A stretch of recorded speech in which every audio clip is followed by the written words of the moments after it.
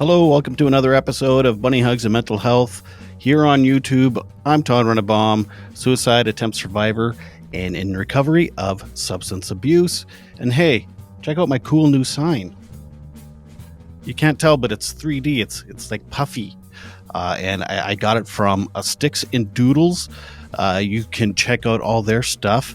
They do like wood engraving and they make art ornaments and all types of really cool signs and things. You can check them out at Sticks and Doodles on Instagram or sticksanddoodles.com. And they got all types of stuff on sale right now even. And hey, since you're listening, why not hit like and subscribe? You know, I have to say that. I'm not sure why. I think you know to do that by now.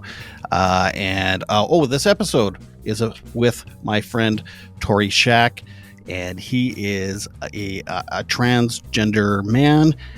He is in recovery of substance abuse and has had suicidal ideation and things, and now he's a very, very big advocate, and so he's going to tell his story and his journey through mental health and addictions and transitioning. So without further ado, I give you Torri Shack.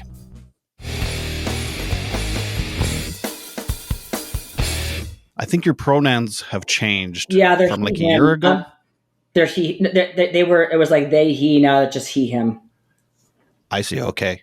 And did you prefer she, her at one point or never? Yeah. No. 2 years ago, I transitioned. So Oh, okay. That's why I was she, her. I moved to Reno from Santa Monica for a job, and I had started taking testosterone in 2019, but I was microdosing. I wasn't planning on fully transitioning. And then when I moved here, I decided that I wanted to fully transition. So I moved to Reno as a she, her lesbian. And then I went from she, her to they, she, to they, them, to they, he, to he, his, within a 2-year period. Well, whatever works. Yeah. I don't like, I'm older. So the whole they, them thing, I was really hesitant to use those pronouns, because I just my brain had a hard time like conceptualizing it, but I didn't have any other choice. I mean, I was transitioning, so I couldn't, I had to use those pronouns. So.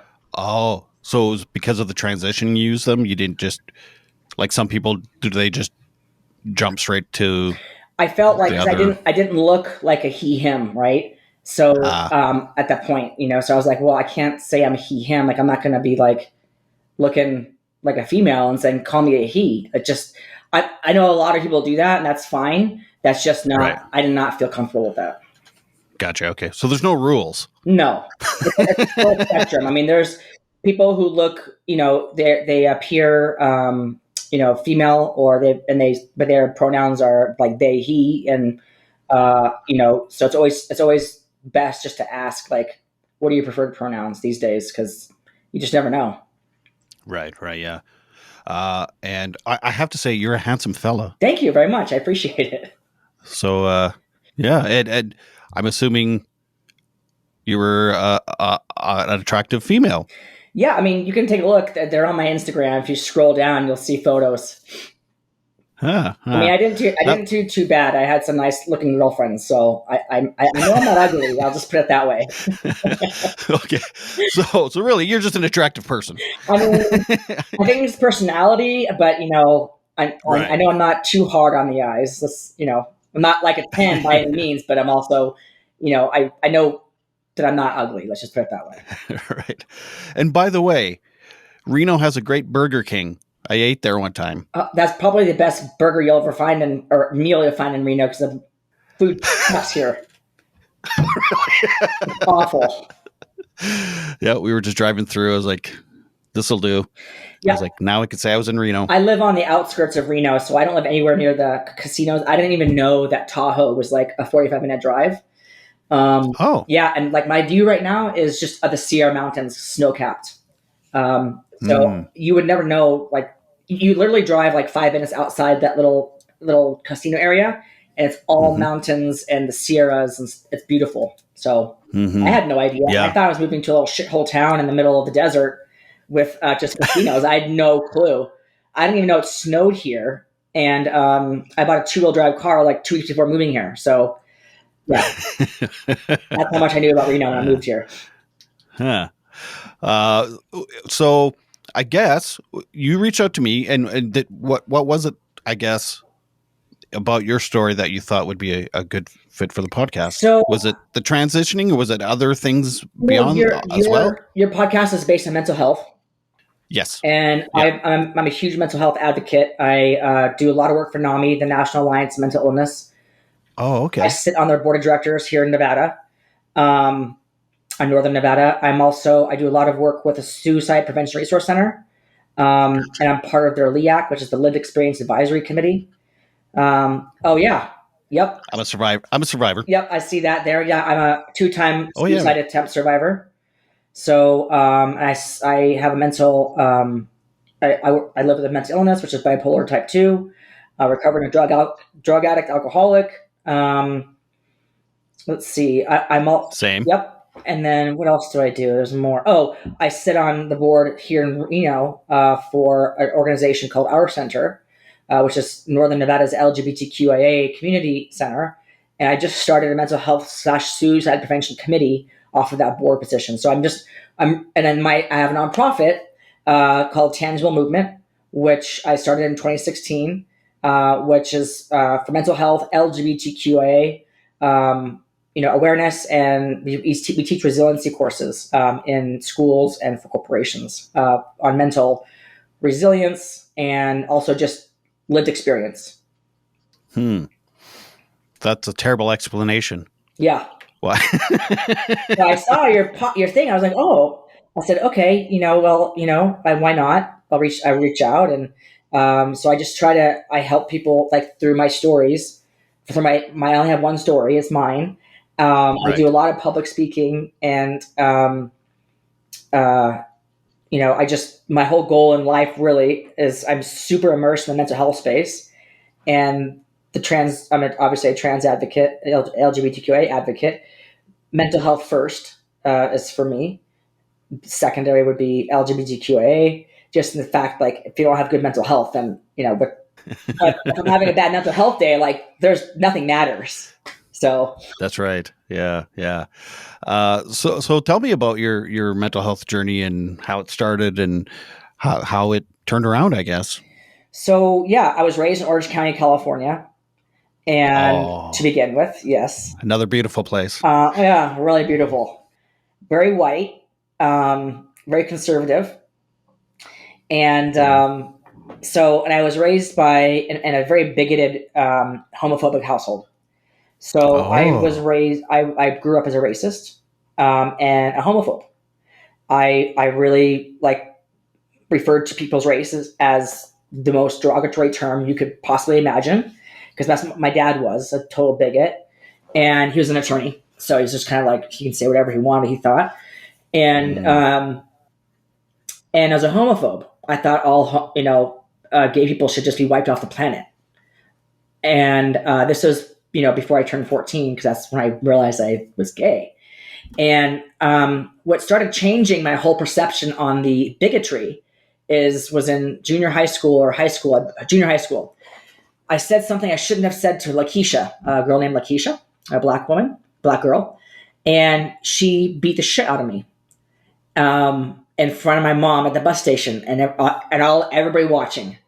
And I ran over to my mom, and I'm like, "Why didn't you help me?" I had blood in my face, and she's like, "Probably, because you said something you probably deserved to be beat by." Because my mom was not a bigot at all; she hated the bigotry. And anyway. Around 14, I started having these feelings for girls, where I kind of realized I was like, there's something Me too. going on. Yeah, exactly. Right. Yeah. So I've been a straight man inside my body the whole life, so. Me too. Yep. My dad would not let me go to therapy because he didn't want any crazy people in his family, quote unquote crazy. So my mom finally came. Therapy for being attracted to girls? Yeah. Right. And for severe depressive disorder. I see. So it kind of all happened at the same time. The depression was coming in as the mental health issue started a little earlier, and then really got bad once I realized I was gay or having feelings for girls. So he agreed to let me go to therapy, but we could only use cash because he didn't want insurance or any paper trail leading back to the family that there was somebody in the family that was crazy. So my first suicide attempt was at age 14. And that was because, I had a vision of my life before then with like, okay, I'm going to get married. I'm going to become an attorney. I'm going to have 2 golden retrievers, a house with a white picket fence. And I was so super depressed, and my dad was so not supportive.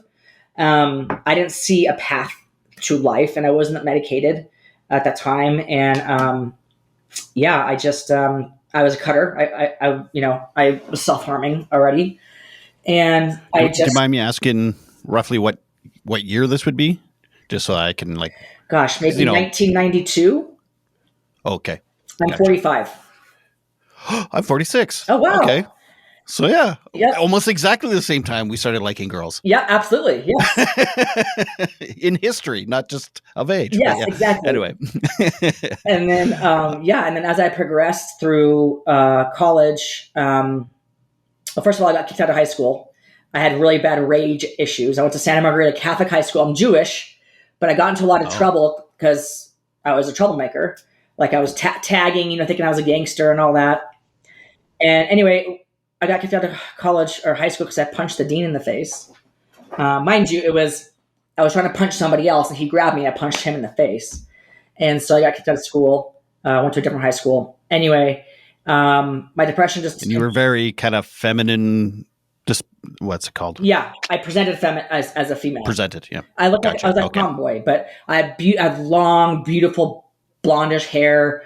I looked kind of like a Barbie, really, of some sort. And so that's what actually kept me out of jail, was my white privilege.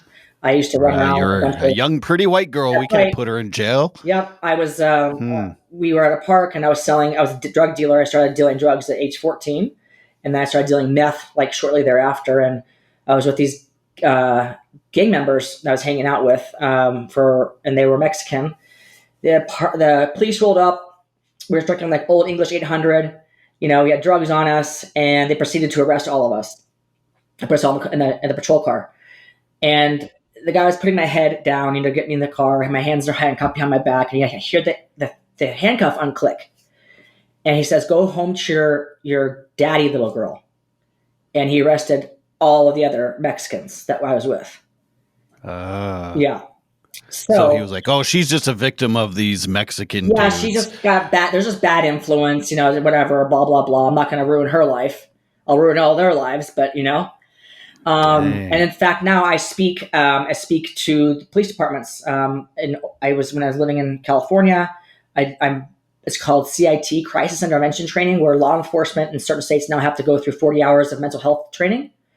So there's a couple hours in that CIT training where I work with NAMI, and I do lived experience perspective for the officer for the police department. So I've given told my story to the Reno Police Department, Sparks Police Department, Garden Grove Police Department, to try to educate police, on mental health. Anyway, so I go through life, go through college, managed to make it out of college, graduating top of my class. And I ended up interning in the White House under Bill Clinton. Wait, what? Yeah, you went to the White House? Yeah. White House. Because of your grades? Huh? Sorry. Sometimes there's a bit of a delay there when we're talking over each other, but because of your grades, or how'd you get to the White House? No, so I couldn't get in my I was a horrible student. And, so I went to Santa Barbara City College, and they started a program for study abroad, but not study abroad. I've spent so much time in Santa Barbara. I know I live in Saskatchewan, but I have a friend that lives there, and we've been there many times, and I know the place and everything. My grandma's, she's deceased now, but she's from Saskatchewan. Stop it. Canadians are awesome. What? Where did she live in Saskatchewan? I have no idea. My mom's from Brandon, Manitoba.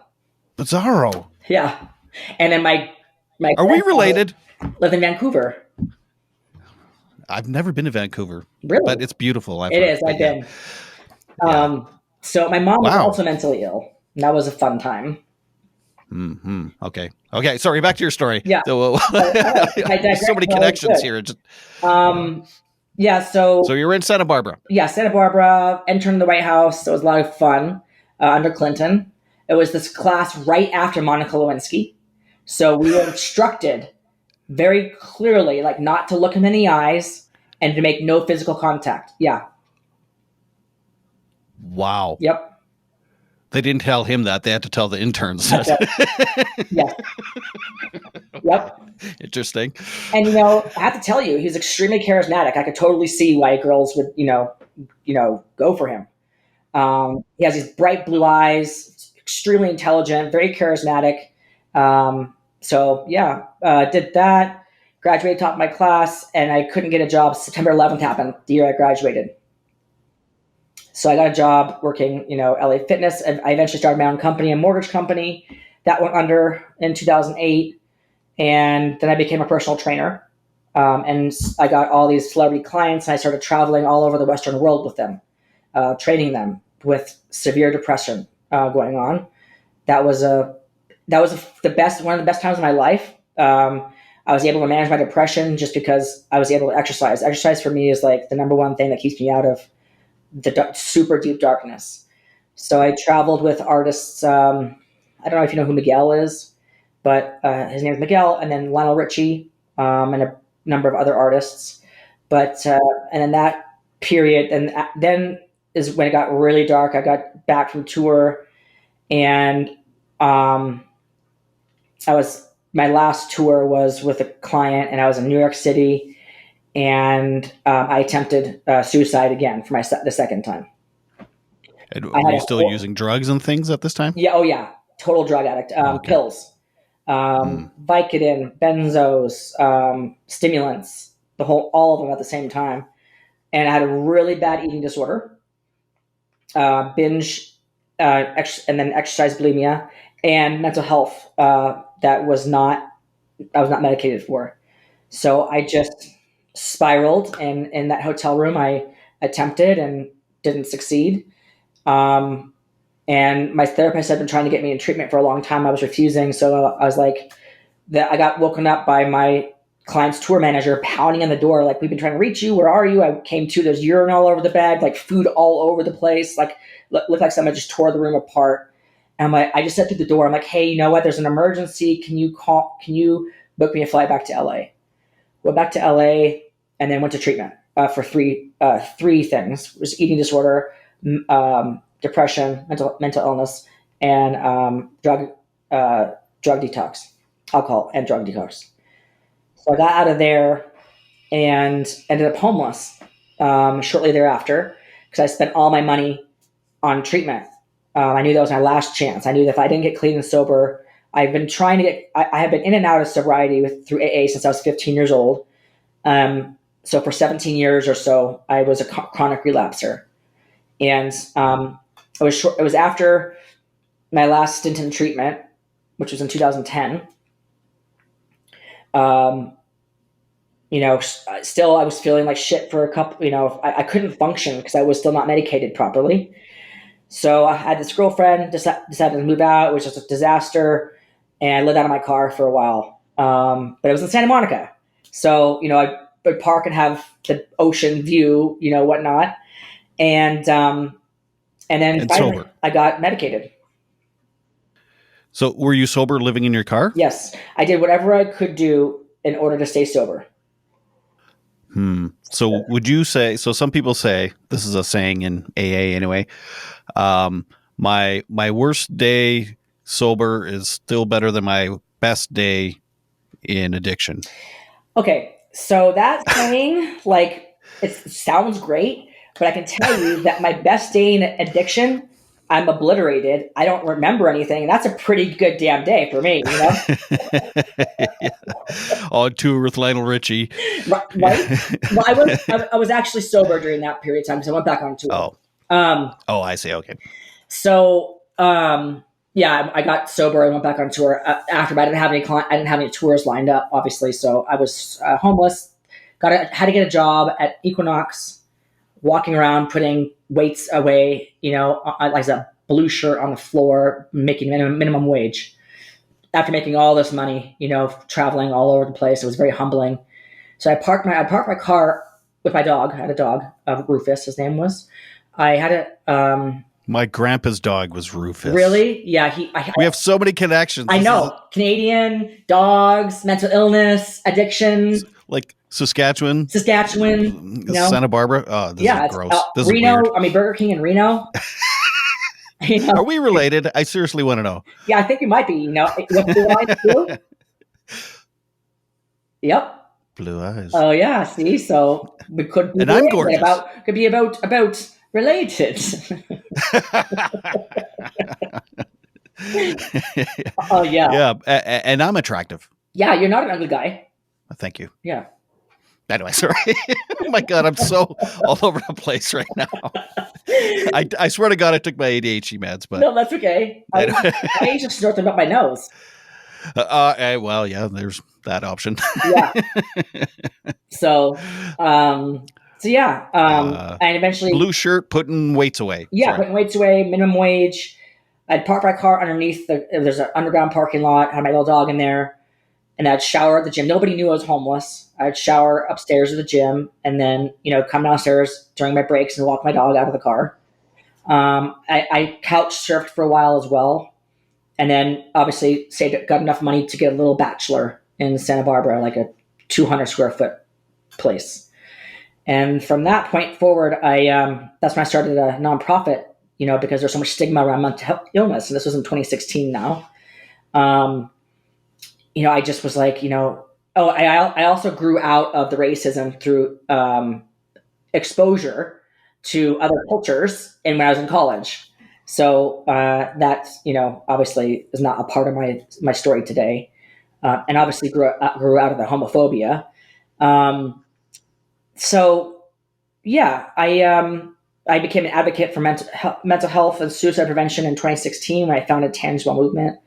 And I've been, diligently, telling my story or helping other people who are suffering from mental illness and suicide ideations or suicide tendencies, through telling my story of, going from wherever to wherever. And then, I ended up, what did I do after that?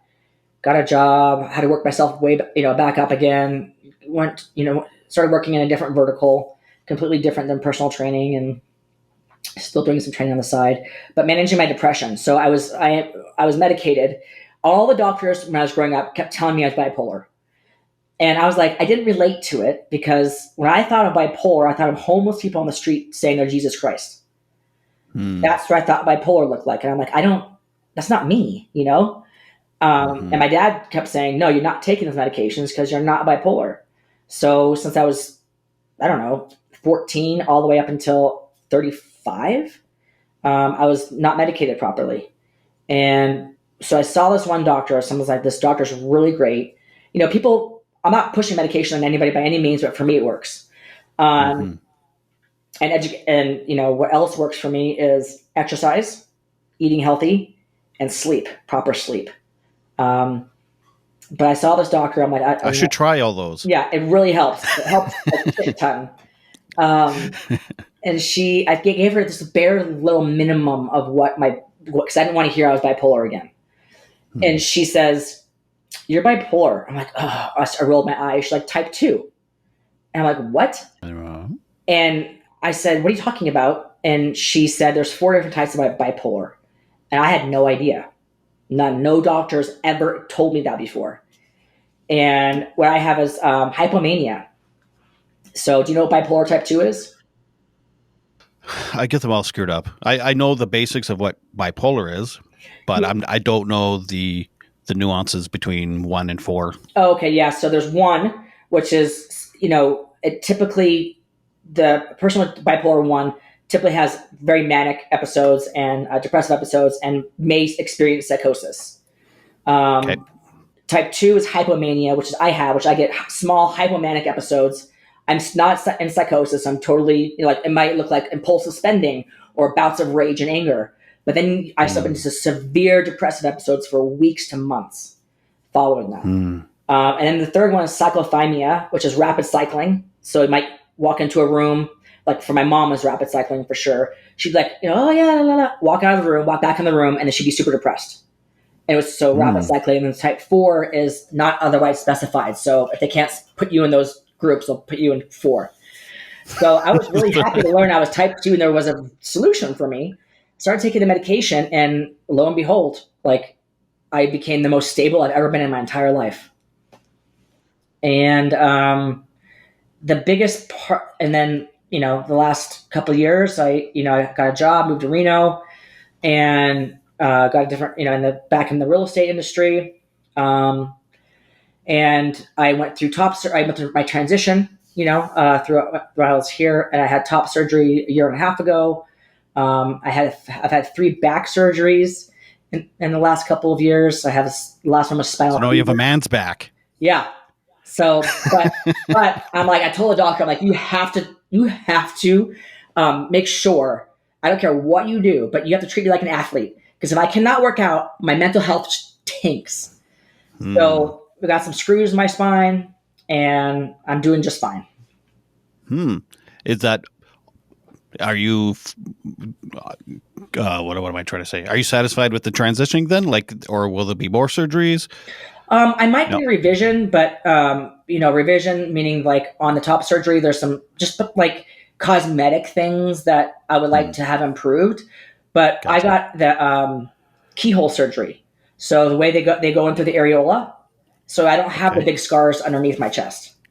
I see. Oh, yeah, okay. So I have the areola, I had the area, but there's still some like cosmetic things that it's a lot of times you have to go in for revisions after that type of surgery, the keyhole surgery, and so eventually I get cosmetic, which entails just having some of the scar tissue removed. Oh, I see. Okay. Yeah. So it's less intrusive, but they have to touch up once in a while because it's less intrusive. Yep. Gotcha. Huh. Well, that's quite the journey. Yeah. What's your relationship like with your dad now? He passed last December. Okay. I'm sorry. My mom died of COVID in 2020. Oh, Jesus. Yeah, she went into the. She had COPD. Went into the hospital. During the time it was crazy. They're triaging in the parking lots and stuff, and she went in for COPD, tested negative, and then she was going to be discharged. If they tested her again, tested positive, and a couple days later, that was it. Good Lord. I managed to get into the hospital somehow, and because this was the time when no one was allowed to go visit the hospital. People were just dying on their own. I got in, and they put like a thing on my head and all this stuff, and so I was there, watching them take the tube out, and I was there for her last, breath and whatnot. I was the only family member that was able to be there for that. So I'm just glad she didn't pass alone. And then my father, we had to put him in like, not hospice, but the one right before hospice. I forget what it's called. Anyways, moved to Seattle from California, Orange County. And we had been paying for their living expenses, me and my sister and brother, for like 10 years. And so last December, my dad was fine. I was supposed to go. We were estranged, and then we had been talking a lot over the last, like, before he passed, 6 months to a year. We started to become like, he started to understand, gay, like why, and the transition to being trans. So I was really excited to go see him since we had kind of reconciled, to the point of, where I thought it was great. Better than anything I could expect, at least. And me and my sisters were estranged at the time, and they lived in Seattle. I was going to go up for Thanksgiving to see my dad, or not Thanksgiving. Was it Thanksgiving? States. What's Thanksgiving? Oh yeah, I was going to go. It's different in Canada. I went in the holidays, Thanksgiving, and or something. Yes, Thanksgiving. And my sister. There was turkey. Yeah, my dad said November. My dad said, "Don't come up here. Your sisters don't want to see you." And I said, "Okay, all right, fine. I'll come up for your birthday," which is December 22nd. Anyways, I got a call in the middle of the night, December 7th, saying that they don't know what happened, but he's in the hospital and on a ventilator. He went in because he was constipated, totally fine. And the doctors walked out of the room, walked back in, and he was dead. and he had a DNA or DNR. Yeah. But so I flew up, got in a plane, and we all said our goodbyes and then pulled the plug. Jesus. Yeah. Then I had to put my dog down in March. Bro, what the hell? But I made it through. That's the thing is like, it's all about resilience, you know, like it was really rough. I'm going to tell you, it was super rough. These last 2 years have not been easy by any means. But I'm still the most stable. I was the most stable that I've ever been, and going through all that different trauma and trials and tribulations and surgeries and death and all that stuff. I was able to maintain my mental health because I took care of myself and I had a positive mental outlook. Right. And my doctor said the same thing. He's like, the only reason why you're recovering so fast is because you have this positive mental outlook. Like you're not, oh, woe is me. I can't do this. I didn't have anybody here to take care of me. I didn't know anybody in Reno. So I had to manage my back surgeries on my own. Now I'm thinking of that AA saying again. It's like, your best day using is no, I'm screwing it all up.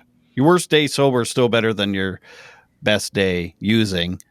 And this is kind of what they mean by it, really, right? It's maybe not literally, but like you're able to get through much harder times, much easier. And it's because you like imagine if these last 2 years had happened 10 years ago, like I would have been a victim disaster. Yeah, exactly. I would have been, like there's no way I wouldn't be taking care of myself. My doctor said after spinal fusion, he's like, walk as much as you can. So, and I normally run about 100 miles a month. So I'm a runner and I work out. And so I said, you need to fix me so I can work out and run. And he said, okay, just walk as much as you possibly can after surgery. I don't care how much pain you're in. I'm like, great.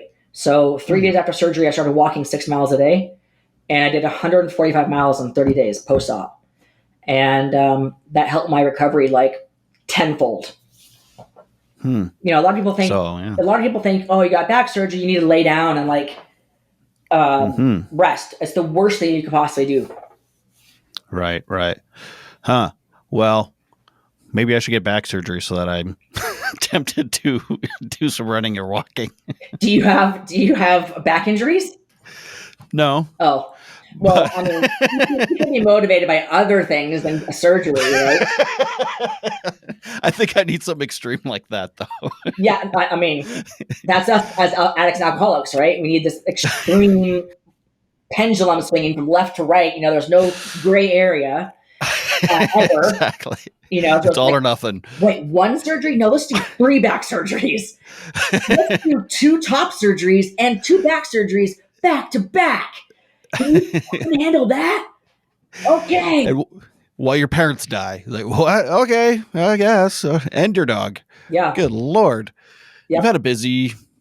Wow, man. And do you mind me asking why the relationship with your sisters were the way that it was? So I was unemployed living in LA, during COVID. Oh. I didn't have any money to contribute anymore to my father's care. Mind you, I had been paying for his care for 10 years. My sisters were helping, but the first 2 years I paid for them on my own. And I could not contribute. If I contributed, I would have been homeless again. Right. And they just didn't understand that. And they had 2 very well-paying jobs. And they had to move him up to Seattle to stay with my sister because we couldn't afford to put him in a place that he needed to be put in. So they were extremely resentful. Extremely. And I understand, I guess, and they just cut me off. And so that was it. Like they wanted nothing to do with me and we didn't talk for 2 years. Damn. I'm sorry for that. I saw them when we were in the hospital room saying goodbye. I hadn't seen them in 2 years or spoken to them in 2 years. Have you talked to them since? Yeah, we reconciled. Oh, okay. Good. Yeah, so things with my sisters are fine. Yeah. Yeah, man. Family and death, and oh man, that's a whole podcast series on its own. And I've seen close families, siblings and parents and things like just crumble after someone passes away, and it turns into like a feeding frenzy of resentment and wills and money, and it's just Yeah. My dad, complex, man. He didn't have any money, nothing. So when we were at the so that part's easy. at the funeral home, they were like, okay, you need to close down all of his accounts, any kind of investment accounts, bank accounts. We just kind of sat there. We're like, he has no accounts, none. He was a lawyer. Yeah, he just spent it all. Oh, I see. He had a spending problem, and that's what I've inherited. That's one thing I can't. I have a spending problem too. I'm horrible. Speaking of which, I have a merch store if you're interested. Oh yeah, good. That's what I'm going to be doing, is buying more clothing. I'm such a bastard. I just go on Amazon. It's like boom, boom, boom, boom, boom. And so I created a product, and we're going to be fundraising for it, hopefully in the next 6 months. But it's a Chrome and a Safari extension, and it's called Twella, and it's a mindful approach to help stop compulsive spending online. Huh? And you sell that online? No, it's free. Is that okay? I'm sorry. I'm such a smartass today. No. Oh my god, people are going to listen to be like, "What the fuck is this guy's problem?" No. It's fine. That's how my whole life lived with my family. Like the sarcasm, super dark humor, really dark humor, all the things. Like, yeah. Okay, good. Yeah. If someone were to be at like our house, or if me and my sister's hanging out and like listen to us, they think we're like all of us were just really, really fucked up, which we are. We are. Yeah. But, it's the Saskatchewan in you. Yeah, it is. Well, the Saskatchewan in me actually keeps me like, is the nice part of me.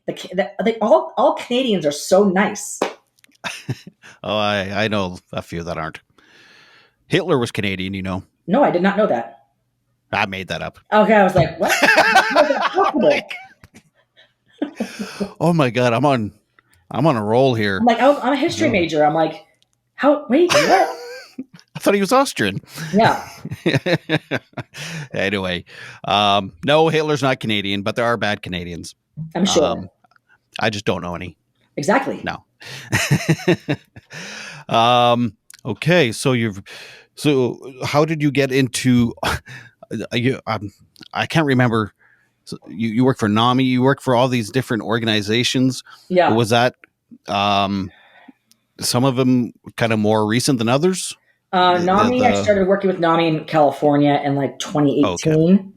Gotcha. So I just transferred over when I got to Nevada, I got on the board of our center, which is the LGBTQA organization. And I realized they didn't have any mental health resources. So I connected with NAMI here in Northern Nevada. I said, look, I'm on the board for this organization. We need mental health resources. Let's collaborate. And so the collaboration started, and then they asked me to be on the board of NAMI, Northern Nevada. And so that happened. And then, in fact, we went to a gala tonight for NAMI in Reno. But yeah, so that's how that happened. SPRC. That one, yeah. This woman, her name's Susie Reese, and she's the director of lived experiences at SPRC, slid into my DMs and said, hey, I have this opportunity, where I didn't know what SPRC was or who they were. They're the Suicide Prevention Resource Center, and they're a huge federally funded nonprofit organization that just puts out resources for suicide prevention, period. In the very beginning, it was all clinical. Now they have this amazing executive director named Shelby Rowe, and they have what's called the Lived Experience Advisory Committee. And so they have about 23 of us that they found all over the place, all over the nation, with lived experience of suicide, whether a loss or attempt, and from all different types of walks of life and different professions. But what they have us do is, take a look at all their stuff, and we have input on everything that they put out, basically, from a lived experience point of view, so that it's accurate. Like, for instance, I worked on the 988 Informative Research Project. So they had a bunch of us lived experience take a look at their research data and their messaging and say, hey, from a lived experience point of view, can you give us your input? So they're asking for a lot of that now, which is fantastic. And there's nothing right now that exists that Shelby Rowe hasn't put together. She put together this first thing in the nation, which is the Lived Experience Advisory Committee for SPRC. And now other organizations are starting to put together like lived experience groups. So it's becoming, really a great thing, great resource for anybody really in the nation. As far as so you're like consultants in a way, then. Yes, yeah. Gotcha. Ah, interesting. Lived experience consultants, yeah. Right. Yeah. I kind of was kicking around that idea that I'm assuming, so I'm not well educated. I mean, doesn't matter. Formal education, I'll say. So I don't know if this is an actual position that already exists or or a title, but I think big companies that are experiencing a lot of like burnout and turnaround and staff and stuff. I was like, I wonder if you could become like a mental health consultant for companies and like go in there and interview the staff and then like give your recommendations to the company and be like, here, this is, if you want a happy, non, turnaround staff all the time, here's some things that are recommended. Funny that you mentioned that, because I spoke at a behavioral health summit here in Washoe County, which is the county that Reno's in. And I was approached by the public defender's office of Washoe County. And she asked me, she had coffee, she asked me to coffee, she asked me if I'd give a presentation on resilience and mental health and, LGBTQIA DEI. And the reason being is because she said there's so much burnout in the public defender's office. And they get bullied all the time. There's so much hate, and negativity, and just between the lawyers and the judges and the clients that, there's just such a low esteem. And so she asked if I'd come in and teach some resiliency tools, and also, talk about mental health and what you can do to help your own self with mental health and empower yourself. And then also, talk about trans and LGBTQIA stuff so that they can address and deal with their clients more, appropriately. So I'm doing that, I guess. Huh. Are you going to charge by the hour? Yes. Good. I do charge by the hour. It's not a contract. That's what I'm doing now. I started a company last year called Resilient Consultancy. And what I do is I go and I consult for organizations like SPRC, like NAMI, and I do presentations or I work with their press or media, whatever it is that they need help with, to further the cause. And they pay me by the hour. So yeah, I'm a consultant basically. Not basically, I am. Well, you should expand into Canada and hire me. Okay. I mean, sure. I can just Venmo you then. I don't have to worry about all the federal laws that way. Perfect. I don't even know what Venmo is. Oh, that's the American Cash App. Oh, you guys don't have that? What do you use there? Well, we have e-transfers, which is super easy. I don't know about that. You have PayPal? We do have PayPal as well. Okay, yeah. But yeah, let's do that. Whatever. Huh. So yeah, that's an actual thing. Yeah. I didn't make that up. No, you hit it right on the head. Literally. Huh. Well, I'll have to look into that further. Like, I don't have enough crap on my plate. I'm going to be a consultant too. Yeah, why not? I mean, or be a life coach, because everybody these days are a life coach, so one of the two. There's a lot of life coaches. What are your thoughts on life coaching? Just like everything else, you just got to be careful, like with who you entrust yourself and your money with. Same thing with therapists, same thing with anybody, you got to understand where they're coming from and know their background. And, I think some people just blindly will follow somebody because they're, whatever they had a certain look, or I don't know, but I know there's a lot of fraud and there's, a lot of, scams with some life coaching out there, but some of it is actually very beneficial. You just got to really do research. I couldn't agree more. Yeah, I couldn't agree more. I've met some people that are just amazing people that I've been on the podcast that are life coaches, but at the same time, it's like when I see life coach title somewhere, it's like sometimes I roll my eyes and It's like, no, okay. It's like, it's legit, but yes, there's also a lot of non-legit. Yes, well, I was consulting for a life coaching company as well. Just recently, it's called YouBloom, and Nazanin Mandy is the life coach, and I was actually her personal trainer years ago, and she is a model, and so she posts half naked pictures on the internet all the time, and I told her, I said, hey, what are you gonna do when you get old and you can't post half naked pictures of yourself on the internet anymore and to get followers? And she's like, I don't know. I'm like, you post all this inspirational, motivational stuff. You've been through all these things. Like, have you thought about being a life coach? And she's like, no. I said, just look into it. And then she looked into it, she got certified, and then COVID happened, and then nothing happened. And a couple of years later, she decided to go for it. She hired me to come on to start it up. But yeah, she's a life coach now. You seem to be a real grind person. Like you just. I hustle till I die, basically. Like, because you know why? It keeps me out of my head. If I have to, I can't watch TV. I can't sit down and do nothing. Because the minute I do nothing, I have to deal with what's going on between my ears. Like all the death and all the crazy stuff that's happened to me over the years, I compartmentalize it really well. I just put it into a little cabinet right behind my head and close the door, which is not healthy. But no, if I did it, and then you run, I would not be functioning. No. But have you always been like that? Yeah. Because I've talked to a few people that are in recovery of addictions, and they have similar kind of personalities, and it's like they just love to hustle and grind. It's like, and they've reinvented themselves like 3-4 times with different businesses and stuff. And I've lived like 10 different lives, like literally. It's just, I think it's exhausting having to go.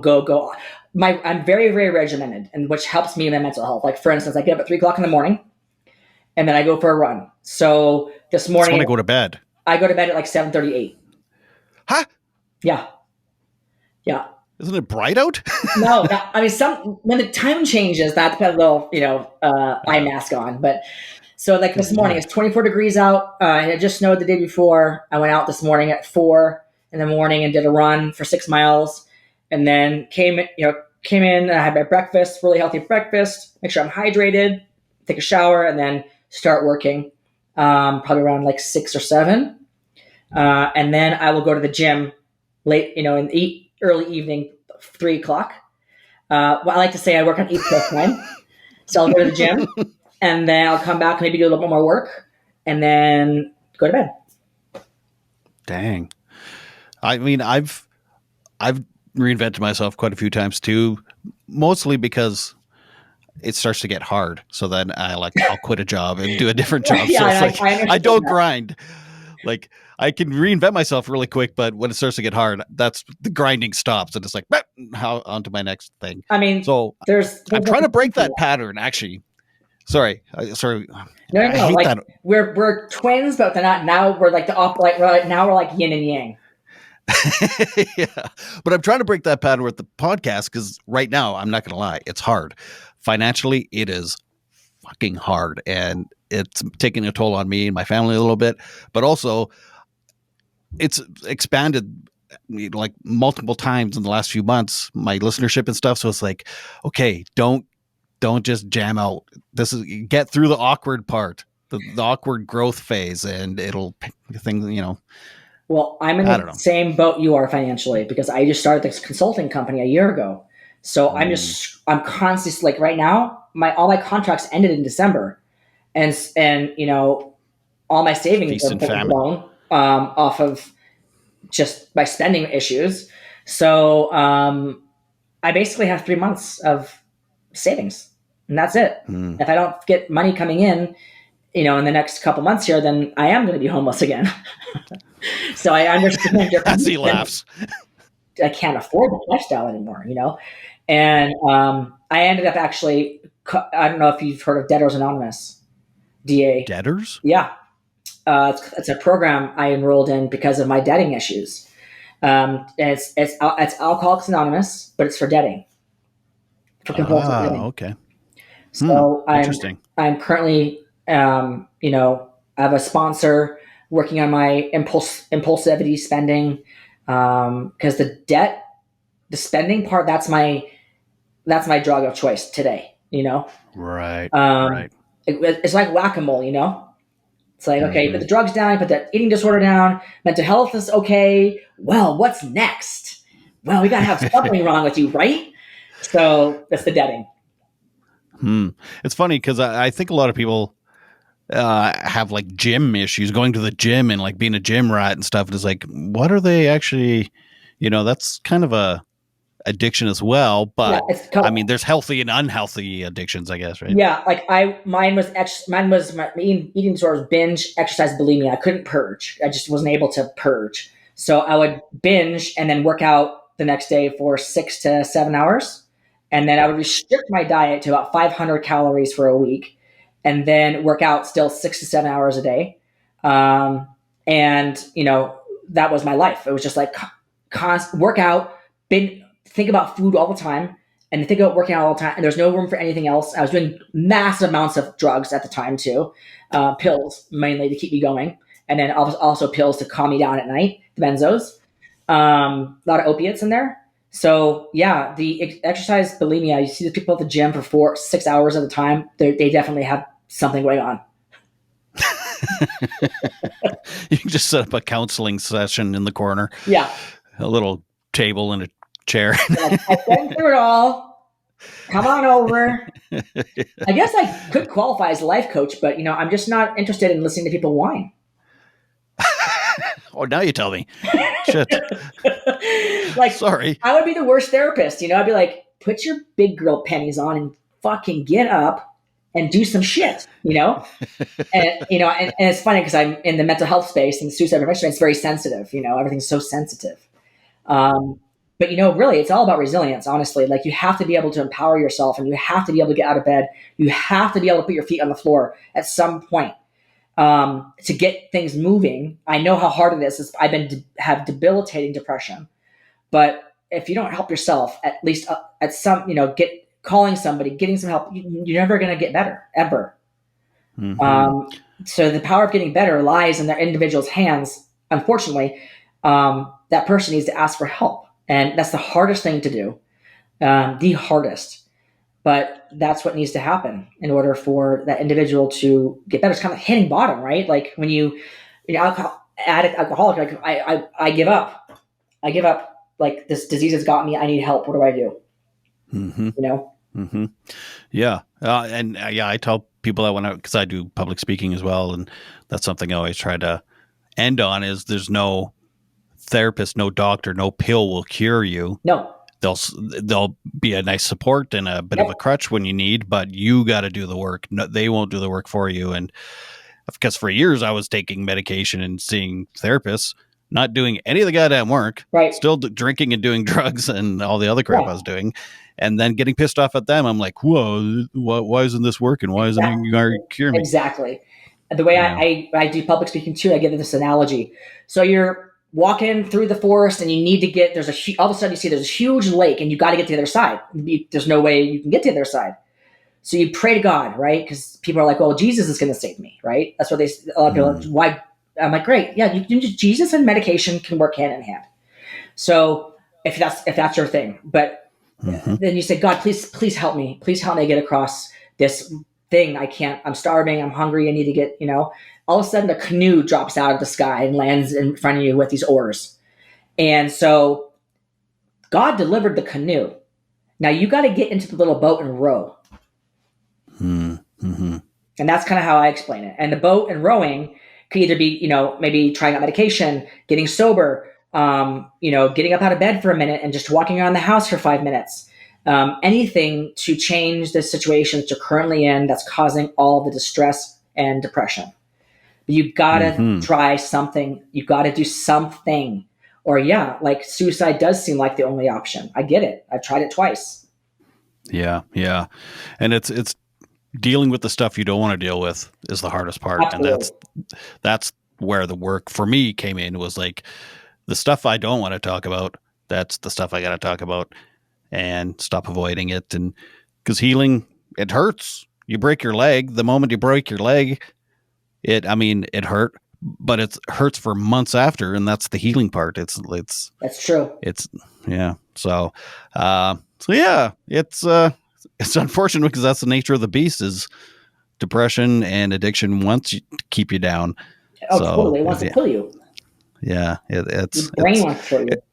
It sounds simple, but it's really, really hard. Yep. Be sure to subscribe and to like this video. You can listen on Apple Podcast and Spotify. This is Todd Rennebaum saying, make your beds and take your meds. Keep watching for more interviews with incredible people telling their stories of resilience and adversity with mental health and mental illness.